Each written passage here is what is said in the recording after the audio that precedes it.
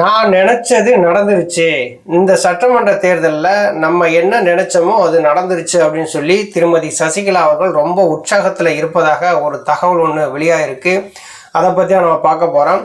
அனைவருக்கும் வணக்கம். தொடர்ந்து ஆதரவளித்து ஒரு அனைத்து அன்புலங்களுக்கும் மிக்க நன்றி. ஃபர்ஸ்ட் டைம் இந்த சேனலை நீங்கள் பார்க்குறீங்க அப்படின்னா சப்ஸ்கிரைப் பண்ணி பாருங்கள். வாங்க வீடியோக்குள்ளே போகலாம்.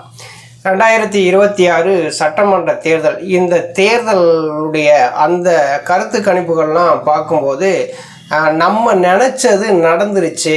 நம்ம யாரை பழிவாங்கணும்னு சொல்லி நினச்சோமோ, யாரை பலவீனப்படுத்தணும்னு சொல்லி நினச்சோமோ அது நடந்துருச்சு அப்படின்னு திருமதி சசிகலா அவர்கள் ரொம்பவே சந்தோஷத்தில் இருக்கிறாங்களாமா. அகில இந்திய புரட்சி தலைவர் மக்கள் முன்னேற்ற கழகங்கிற ஒரு கட்சியை ஆரம்பித்து ஐயா ராமதாஸ் அவர்களோட கூட்டணி வச்சு தமிழ்நாடு சட்டப்பேரவை தேர்தலை வேட்பாளர்களை நிப்பாட்டி தீவிரமாக பிரச்சாரத்தை மேற்கொண்டாங்க. யார் யாரெல்லாம் என்னை முதலமைச்சராக வர வேணும்னு சொல்லிட்டு சொன்னாங்களோ, யார் யாரெல்லாம் பொதுச் செயலாளராக வர வேணும்னு சொல்லிவிட்டு என் வீட்டு வாசலில் கும்பிட்டு விழுந்தாங்களோ அவங்களெல்லாம் ஒரு லிஸ்ட்டு மாதிரி எடுத்து அவர்கள் நிற்கக்கூடிய அந்த இடத்துல முக்கியமான வேட்பாளர்களை நிப்பாட்டி தேர்தல் பிரச்சாரத்தை மேற்கொண்டாங்க திருமதி சசிகலா அவர்கள். இது நாடறிந்தது தான். எப்படியாவது எடப்பாடி பழனிசாமியை முதலமைச்சராக வரவிடக்கூடாது அப்படிங்கிற ஒரு எண்ணத்தில் தான் தேர்தல் களத்தில் இறங்கி ஒரு சூறாவளி சுற்றுப்பயணம், தேர்தல் சுற்றுப்பயணமே நடத்தி முடிச்சிட்டாங்க. எலெக்ஷன் முடிஞ்ச உடனே எக்ஸிட் போல்னு சொல்லி வரும் இல்லையா, அதில் பார்த்தீங்கன்னா அதிமுகவுக்கு மிகப்பெரிய ஒரு பின்னடைவு ஏற்பட்டிருக்கு அப்படிங்கிற மாதிரி தான் எக்ஸிட் போல் எல்லாமே தெரிவிக்கிறாங்க. ஒவ்வொரு நிறுவனங்களும் எடுத்த அந்த தேர்தலுக்கு பிந்தைய கருத்து கணிப்பில் அதிமுகவுக்கு எதுவுமே சாதகமாக இல்லை. 1-2 நிறுவனங்கள் தான் அதிமுகவுக்கு சாதகமாக இருக்குது.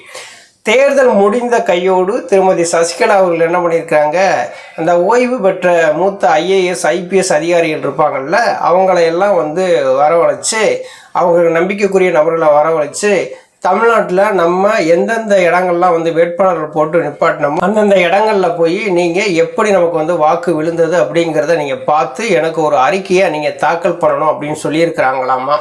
அதே மாதிரி அந்த IPS IAS அதிகாரிகளும் திருமதி சசிகலா அவர்கள் எந்தெந்த இடங்கள்லாம் வேட்பாளர்களை போட்டாங்களோ அந்தந்த இடங்களில் போய் அவங்க ஆய்வு செய்து யாருக்கு வாக்கு அதிகமாக விழுந்திருக்கு, யாருக்கு வாக்கு குறைவாக விழுந்திருக்கு, மக்களுடைய மனநிலை எப்படி, இதெல்லாம் ஆய்வு செய்து அவங்க ஒரு அறிக்கையாக திருமதி சசிகலா அவர்கள்ட்ட கொடுத்திருப்பதாக ஒரு தகவல்.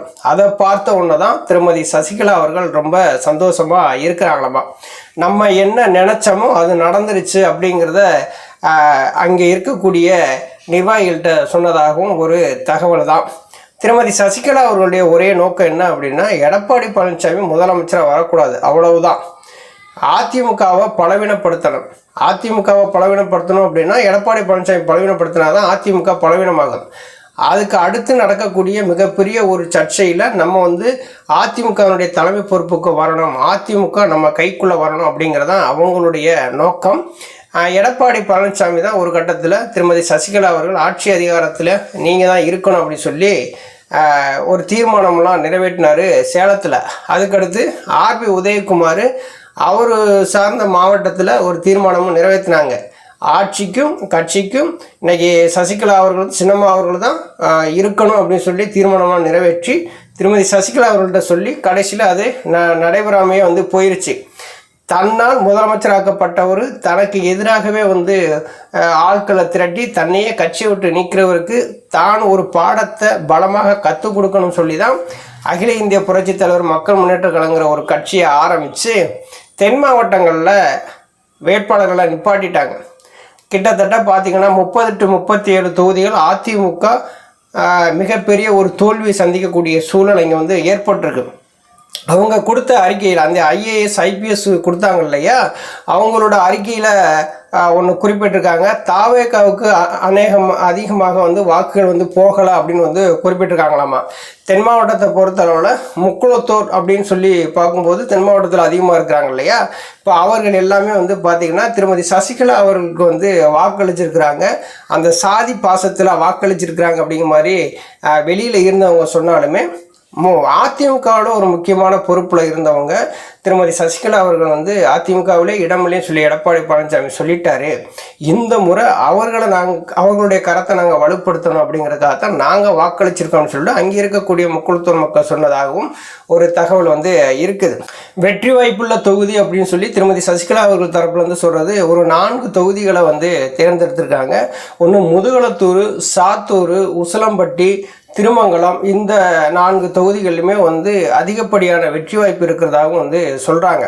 இதில் சாத்தூர் அப்படின்னு சொல்லி எடுத்துக்கிட்டிங்கன்னா பிஎம்டி மக்கள் பாதுகாப்பு இயக்கத்தினுடைய தலைவர் இசக்கிராசா தேவர் வந்து களத்தில் வந்து நிற்கிறாரு. அந்த இடத்துல நயினார் நாகேந்திரன் மிகப்பெரிய ஒரு தோல்வியை சந்திப்பார் அப்படின்னு சொல்கிறாங்க. அங்கே முக்குளத்தூர் வாக்குகள் வந்து அதிகமாக இருக்குது. அது வந்து ஜாதி ரீதியான வாக்குகள் வந்து இசக்கிராசா தேவருக்கு போய் விழுந்துருச்சு.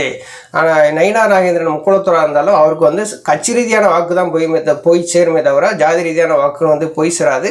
அந்த இடத்துல இசக்கிராசா தேவருக்கான ஒரு ஆதரவு வந்து அதிகமாக இருக்குது. அவர் வெற்றி பெறுவதற்கான வாய்ப்பு இருக்குன்னு சொல்லியிருக்கிறாங்க.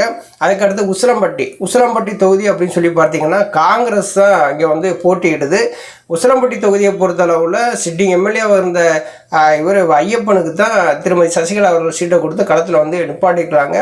பார்வர்ட் பிளாக்கு ஓட்டு போட்டு பழகிய மக்கள் இது திமுகவாக இருந்தாலும் அதிமுகவாக இருந்தாலும் உசிலம்பட்டியை பொறுத்தளவில் பார்வர்ட் பிளாக் தான் ஒதுக்குவாங்க. இப்போ பார்வர்ட் பிளாக் வந்து அந்த இடத்துல நிற்காத பட்சத்தில் உசிலம்பட்டி ஐயப்பனுக்கு தென்னந்தோப்பு சின்னத்தில் வாக்களித்ததாகவும் வந்து சொல்கிறாங்க. அதுக்கடுத்து முதுகுளத்தூர்னு சொல்லி எடுத்துக்கிட்டிங்கன்னா ராம்குமார் வந்து நிற்கிறாரு. ஆப்புநாடு மரவர் சங்கத்தினுடைய தலைவராக இருந்த ராம்குமார் வந்து களத்தில் நிற்கிறதுனால முக்குளத்தூர் வாக்குகள் வந்து அதிகமாக அங்கே வந்து இருக்கிறதுனால முக்குளத்தூர் வாக்குகள் எல்லாமே வந்து ராம்குமாருக்கு வந்தது அப்படின்னா ஈஸியாக வந்து வெற்றி பெற்றுவார் அப்படிங்கிற மாதிரி தான் தெரியுது. இப்போ யாதவர்களே வந்து முதல் தொகுதியில் 2 பேர் நிற்கிறாங்க. அதிமுக சார்பிலையும் திமுக சார்பிலையும் ராஜகண்ணப்ப நிற்கிறாரு, மலேசியா பாண்டியன் நிற்கிறாரு. அதனால் இவர்களுக்கான வாக்கு வந்து 2ஆக பிரியுது. இங்கே இது செந்தில் மல்லர் அப்படிங்கிற ஒரு தேவேந்திர ஒரு வாக்கை வந்து பிரிச்சிருவார். கிருஷ்ணசாமி அவரை நிற்கிறாரு. இப்படி இருக்கும்போது முக்குளத்தூர் வாக்கு மட்டும் விழுந்தாலே போதும், மற்ற ஜாதியினர் அவருடைய அபிமானிகள் வாக்குகள் போட்டாலே கண்டிப்பாக வந்து வெற்றி பெற்றுவார் அப்படின்னு சொல்லி முதுகுளத்தூரில் வந்து ராம்குமார் பாண்டியன் வெற்றி பெறுவாருங்கிற மாதிரி ஒரு செய்தியும் வந்து இருக்குது.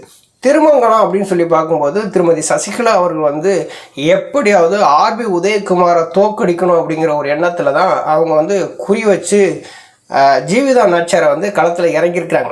ஜீவிதா நாச்சியார் யாருன்னா அம்மா மக்கள் முன்னேற்ற கழகத்தில் மாநில மாணவியர் அணி செயலாளர் இருந்தவங்க. அவங்க ஒரு அட்வொகேட்டு, அவர் கள்ளிக்குடியில் வந்து இருக்கிறாங்க. அவங்க வந்து திருமதி சசிகலா அவர்களை சந்தித்து திருமங்கலத்தில் வந்து அவங்க சீட்டு வாங்கி அங்கே களத்தில் நிற்கிறதுனால பார்வர்ட் பிளாக் வந்து தமிழகத்தில் ஒரு இடங்களில் கூட நிற்காமல் போனதுக்கு முதல் காரணமே வந்து ஆர்பி உதயகுமார் தான் அப்படின்னு சொல்லி அவர் முருகன்ஜி வர பிரச்சாரத்தை வந்து மேற்கொண்டது. திருமதி சசிகலா அவர்கள் வேற களத்தில் இறங்கி வந்து பிரச்சாரத்தை மேற்கொண்டது. அந்த வகையில் வந்து திருமதி ஜீவிதா நாச்சியாருக்கும் திமுகவுக்குமான ஒரு போட்டியாக தான் மாறி இருக்காங்க. இந்த எலெக்ஷன் முடிஞ்ச உடனே இந்த முன்னாள் ஓய்வு பெற்ற ஐஏஎஸ் ஐபிஎஸ் அதிகாரிகளை வச்சு ஒரு ரிப்போர்ட் எடுக்க சொன்னாங்கல்ல, அந்த ரிப்போர்ட் எடுத்த வகையில் கிட்டத்தட்ட 30 to 37 தொகுதிகள் வந்து அதிமுகவினுடைய சரிபாதி வாக்குகளை திருமதி சசிகலா அவர்கள் வாங்கியிருக்காங்க மாதிரி ஒரு ரிப்போர்ட்டை ஒன்று கொடுத்துருக்குறாங்க. தென் மாவட்டத்தை பொறுத்தளவில் தாவேக்காவுக்கு வாக்கு வந்து போய் சேரலாம், எல்லாமே வந்து நமக்கு வந்து முக்குளத்தூர் வாக்கு எல்லாமே நம்ம நிப்பாட்டின வேட்பாளர்களுக்கு வந்ததாகவும் வடக்கு மாவட்டத்தில் தாவேக்காவுக்கு வாக்கு போயிருக்கிறதாகவும் ஒரு அறிக்கையை வந்து கொடுத்துருக்காங்க. என்ன நினைச்சாங்களோ அதை திருமதி சசிகலா அவர்கள் வந்து கச்சிதமாக செஞ்சு முடிச்சுட்டாங்க. நான் கட்சிக்குள்ளே இருக்கக்கூடாது, நான் முதலமைச்சராக கொண்டு வந்த எடப்பாடி பழனிசாமி என்னையவே வந்து தகாத வார்த்தையெல்லாம் விமர்சனம் பண்ணுவார். அப்போ எல்லாரும் சேர்ந்து என்னைய பொதுச் செயலாளரும் ஆக்குனாங்க. இப்போதைக்கு வந்து எடப்பாடி பழனிசாமி தான் பொதுச் செயலாளர்னு சொல்லி அந்த சைடு வந்து நகர்ந்து போகிறாங்க. அப்போ உங்களை பழி வாங்குறதுக்கு ஒரு சரியான நேரம் என்ன அப்படின்னா எலெக்ஷன் தான். இந்த எலெக்ஷனில் போட்டிட்டு நான் யாருன்னு உங்களுக்கு காட்டுறேன் அப்படிங்கிற மாதிரி திருமதி சசிகலா அவர்கள் ஐயா ராமதாஸ் அவர்களோட கூட்டணி வச்சு தேர்தலை சந்தித்து இன்னைக்கு தென் மாவட்டத்தை பொறுத்தவரை அதிமுகவின் வெற்றியை தடுத்து நிப்பாட்டுறாங்க. இதைத்தான் எக்ஸிட் போலுமே வந்து சொல்கிறாங்க. தேர்தலுக்கு பிந்தைய கருத்து கணிப்புள்ள அதிமுக ஆட்சி அமைக்கிற மாதிரி எந்த நிறுவனமுமே வந்து சரியான ஒரு கருத்து கணிப்பு வந்து சொல்லலை. திமுக ஆட்சி அமைக்கிறது மாதிரி தான் வந்து சொல்லியிருக்கிறாங்க. திருமதி சசிகலா அவர்கள் நினைச்சது நடந்துருச்சு அப்படிங்கிறது ரொம்ப தெளிவாக இருக்குது. 4 தொகுதிகள் வெற்றி பெறுவதற்கான வாய்ப்புகளும் இருக்குது அப்படிங்கிற மாதிரியும் சொல்லியிருக்கிறதாம். அந்த ரிப்போர்ட்டில் வந்து குறிப்பிட்டிருக்காங்களாமா. இது அங்கேருந்து கசிந்த தகவல் தான், உண்மை அதிகாரப்பூர்வமான தகவல் கிடையாது. நன்றி, வணக்கம்.